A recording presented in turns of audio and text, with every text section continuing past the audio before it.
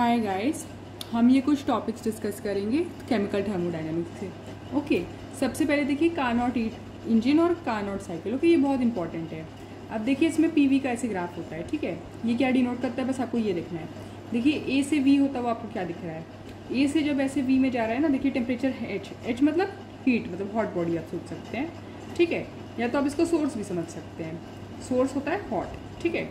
और T C ये cold है, इसको आप सिंक का टेम्परेचर भी समझ सकते हैं। सिंक कोल्ड होता है और सोर्स से सिंक मूवमेंट होता है, ठीक है। तो इसमें देखिए इस वाले पोर्शन में देखिए ए बी ऐसे हो रहा है, ठीक है। तो इसमें क्या है, देखिए टेम्परेचर तो देखिए सेम रह रहा है। ओके, ये है आइसोथर्मल रिवर्सिबल एक्सपेंशन, क्योंकि टेम्परेचर सेम रह रहा है और एक्सपैंड हो रहा है। कैसे देखिए, इस वक्त देखिए वॉल्यूम यहाँ पे है और इस वक्त देखिए यहाँ पे ए से बी जाने में वॉल्यूम देखिए इधर हो गया, तो वॉल्यूम तो यहाँ ज़्यादा हो गया ना। मतलब ए से बी जाने में अगर आप कंपेयर करें तो यहाँ पे देखिए वॉल्यूम इधर है और यहाँ पे देखिए वॉल्यूम V2 ये है, तो V2 ज़्यादा है। तो ये AB क्या है, आइसोथर्मल रिवर्सिबल एक्सपेंशन, ठीक है। अब इसमें आपको क्या ध्यान में रखना है, देखिए आइसोथर्मल रिवर्सिबल एक्सपेंशन होता है, मतलब यहाँ पे इसमें क्या होता है ना, एक्सपेंशन हो रहा होता है। तो जब एक्सपेंशन हो रहा होता है, सोचिए, तो उस वक्त क्या होता है ना, कूलिंग होता है, मतलब टेम्परेचर डिक्रीज करने लगता है। पर हम लोग को देखिए आइसोथर्मल है, मतलब टेम्परेचर कॉन्स्टेंट रखना है। तो ये क्या करता है ना, Q1 हीट जो है वो सोर्स से एब्जॉर्ब कर लेता है, heat absorb to keep the temperature constant from the source. Source से ये क्या करता है, ये सिस्टम Q1 हीट एब्जॉर्ब कर लेता है, क्योंकि टेम्परेचर हमें कांस्टेंट रखना है। और एक्सपेंशन में आपको पता है कूलिंग होने लगता है, टेम्परेचर डिक्रीज होने लगता है, ठीक है। तो ये देखिए ये WABA फॉर्मूला किस चीज़ का, आइसोथर्मल रिवर्सिबल एक्सपेंशन का। मतलब ये तो देखिए हमने प्रीवियस वीडियो में डिस्कस किया था ना, -nRT ln V2/V1 होता है। TH इसका टेम्परेचर, इस कॉन्स्टेंट टेम्परेचर का, V2/V1 इसका फाइनल वॉल्यूम और इनिशियल वॉल्यूम है। BC क्या है, देखिए ये एडियाबैटिक रिवर्सिबल एक्सपेंशन। एक्सपेंशन कैसे, फिर वही बात, यहाँ से ऐसे जाने में ये V2 ज़्यादा है, ये वाला वॉल्यूम ज़्यादा होगा इससे, तो ये एक्सपेंशन है, रिवर्सिबल एक्सपेंशन। ऑब्वियसली एडियाबैटिक का फॉर्मूला भी हमने देखा है, NCV TC - TH, TC मतलब फाइनल और -TH, ठीक है। अब देखिए ये वाला सिमिलरली, ये आइसोथर्मल रिवर्सिबल कॉम्प्रेशन। ये कॉम्प्रेशन क्यों है, अच्छा देखिए ऐसे एरो लगेगा, ये साइक्लिक प्रोसेस है ना। तो यहाँ से यहाँ तक जब जा रहा है ना, तो क्या हो रहा है, कंप्रेस हो रहा है, क्योंकि वॉल्यूम घट रहा है, ओके। और टेम्परेचर सेम है TC, ठीक है। ये आइसोथर्मल रिवर्सिबल कंप्रेशन, ये इसका फॉर्मूला है, ठीक है।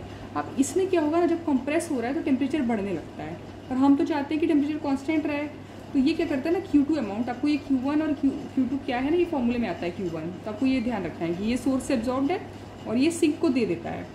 मतलब सोचिए जब टेम्परेचर बढ़ने लगता है कंप्रेशन की वजह से ना, तो ये सिंक को क्या करता है, दे देता है। सिंक मतलब क्या है, TC यानी ठंडा वाला जगह, उसको दे देता है। इस तरह से देखिए DA है, ऑब्वियसली आप समझ गए आप कि DA क्या है, एडियाबैटिक रिवर्सिबल कंप्रेशन, क्योंकि यहाँ से अगर आप इधर देखें तो वॉल्यूम घट रहा है। देखिए यहाँ से अगर आप सोचिए इस पॉइंट से यहाँ देखें तो वॉल्यूम घट रहा है, तो DA है एडियाबैटिक रिवर्सिबल कंप्रेशन। तो आपको देखिए यहाँ मेनली क्या होता है ना, ये देखिए इसका फॉर्मूला है, ऑब्वियसली एडियाबैटिक हमने पहले भी डिस्कस किया है। और हमारा जो एफिशिएंसी है, कार्नोट साइकिल का एफिशिएंसी और कार्नोट इंजन का, ये आउटपुट अपॉन इनपुट होता है, ठीक है। अब आपको देखिए टोटल, हमें तो मतलब एक एक से नहीं है, हमें टोटल से मतलब है। तो टोटल का देखिए आपको फॉर्मूला याद रखना है, -R ln V2/V1, okay, -R ln V2/V1, TH मतलब हॉट बॉडी -TC, ठीक है। एफिशिएंसी क्या होता है, ऑब्वियसली ये वाला अपॉन Q1 मतलब heat absorb from the source, okay, to keep the temperature constant, ठीक है। यहाँ पे ये माइनस, ये देखिए ये माइनस था और यहाँ इस पर पहले से माइनस होती है, माइनस प्लस हो गया। अब देखिए ये वाला बहुत इंपॉर्टेंट है, ऊपर देखिए आपको ध्यान रखना है कि न्यूमरेटर में TH - TC/TH। TH मतलब हॉट बॉडी का टेम्परेचर, ये मतलब कोल्ड बॉडी का टेम्परेचर, और सोर्स टू सिंक मतलब ये सोर्स का टेम्परेचर, ये सिंक का टेम्परेचर, आप समझ सकते हैं। Q1 + Q2/Q1। Q1 आपको हमने बता दिया क्या है कि टेम्परेचर कॉन्स्टेंट रखने जितना हीट ये सोर्स से एब्जॉर्ब करता है और ये जितना सिंक को देता है। रेफ्रिजरेटर का देखिए उल्टा होता है, ध्यान रखिएगा। इसका कोएफिशिएंट ऑफ परफॉर्मेंस क्या होता है, आउटपुट अपॉन इनपुट होता है, ओके। इनपुट अपॉन आउट इस तरह से होता है, ये हीट अपॉन W होता है, उल्टा होता है। देखिए इस वाले केस में देखिए हीट यहाँ होता है नीचे और वर्क उधर होता है, यहाँ पे देखिए उल्टा होता है, W अपॉन मतलब हीट ऊपर होता है, वर्क नीचे होता है, ठीक है। और इसका ये वाला कोएफिशिएंट ऑफ परफॉर्मेंस का देखिए फॉर्मूला होता है TC/TH - TC, ठीक है। ये आपको ध्यान रखना है। अब देखिए कुछ प्लॉट्स है, मतलब इसका ग्राफ है कार्नोट साइकिल का। तो देखिए आप ऐसे, हम इसको ऐसे याद रखिए, HUT मतलब हर्ट नहीं होता है जो झोपड़ी, वो वर्सेस C में, अरे S में ये ऐसे ग्राफ होगा, ठीक है। फिर एक HUT का होगा, ओके, ये HUT और S का, सॉरी वो पीछे ही था, HUT V का देखिए इस तरह से ग्राफ है, ठीक है। और एक्सपेंशन कंप्रेशन में HU का T के साथ, HU का T के साथ। बस आपको ये ध्यान रखना है, एक्सपेंशन में देखिए हम लोग सोचते हैं कि इस तरफ एक्सपैंड करेंगे, पर ये इस तरफ एक्सपेंशन का ग्राफ होता है, ठीक है। ये ग्राफ आपको याद रखना है। एक और चीज़ है कि आइसोलेटेड सिस्टम का जो एंट्रोपी होता है ना, वो इंक्रीज़ करता है स्पॉन्टेनियस प्रोसेस में, आपको ध्यान में रखना है। और डेल्टा एस टोटल इज 0, ठीक है। एक और चीज़ आपको ध्यान में रखना है कि एंट्रोपी है एक स्टेट फंक्शन है, मतलब उसका साइक्लिक इंटीग्रल 0 होगा, और ये एक एक्सटेंसिव प्रॉपर्टी है, मतलब जितना ज़्यादा अमाउंट पे डिपेंड करेगा। ये देखिए ध्यान से, ये क्योंकि साइक्लिक प्रोसेस है, देखिए एक तो entropy Q reversible upon TS होता है, साइक्लिक प्रोसेस है तो ये 0 हो जाएगा, ठीक है। ये रिवर्सिबल के केस में ये 0 होता है, ठीक है। इरिवर्सिबल केस में लेस देन 0 होता है, ठीक है। Delta S of universe is equals to 0 in case of reversible and more than 0 in case of irreversible. ये आपको ध्यान में रखना है। ये रिवर्सिबल केस में यहाँ पे 0 होता है और ये लेस होता है, और ये मोर होता है रिवर्सिबल में और इक्वल होता है रिवर्सिबल में, और मोर होता है इरिवर्सिबल में। ये आपको ध्यान में रखना है, ओके। तो देखिए ये होता है इनइक्वालिटी का equation, DQ upon irreversible upon T is less than DS। ये बहुत इंपॉर्टेंट है, ठीक है। ये देखिए ये हो गया, और ये रिवर्सिबल मिला के दोनों को कंबाइन करके एक इक्वेशन में लिखा है ना। मतलब जैसे देखिए S होता है जो, वो डेल्टा S होता है रिवर्सिबल के लिए 0 होता है, और इरिवर्सिबल के लिए मोर देन 0। उसी को एक इसमें किया है। और देखिए ये क्या है, डेल्टा S का फॉर्मूला है T1 upon T2 N CPT dt, ठीक है। एक और चीज़ आपको ध्यान में रखना है, इसको आप देखिए कैसे रिलेट करेंगे। पहले तो देखिए इसको मैक्सवेल स्क्वायर बॉन्ड से देखिए, बॉक्स से देखेंगे, तो जो S है ना उसके बगल बगल वाले को यहाँ पे पुट कर रहे हैं आप। देखिए फिर सोचिए आपको शॉर्ट में बना के दिखा दे ऐसे, ठीक है। SUV ओके PGT, ये हमने प्रीवियसली भी डिस्कस किया। आप किसी भी एक को उसको वो करके देख सकते हैं। सोचिए S अगर लिया, S लिया तो देखिए S के बगल में क्या क्या है, S के बगल में देखिए HP है, UV है ना, HP, ओके। तो मेन चीज़ जो आपको ध्यान में रखना है, देखिए आपको साइन याद रखना है, क्योंकि ये तो ऑप्शन में आएगा, आप साइन कैसे लिखेंगे। आप ये देखिए ना कि स्पॉन्टेनियस के केस में से स्पॉन्टेनियस प्रोसेस जो, मतलब ये डेल्टा एस जहाँ पे है वही मोर देन इक्वल टू 0 है, बाकी सब लेस देन इक्वल टू 0 है। तो आप उससे ही आंसर को आपको तो मार्क करना है, उससे आप आंसर मार्क कर सकते हैं। अब देखिए ये डेल्टा एस का अलग अलग फॉर्मूला है, देखिए एंट्रोपी का NCV ln T2 upon T1, ये भी बहुत इंपॉर्टेंट क्वेश्चन आता है। NCV ln T2 upon T1 plus NR ln V2 upon V1।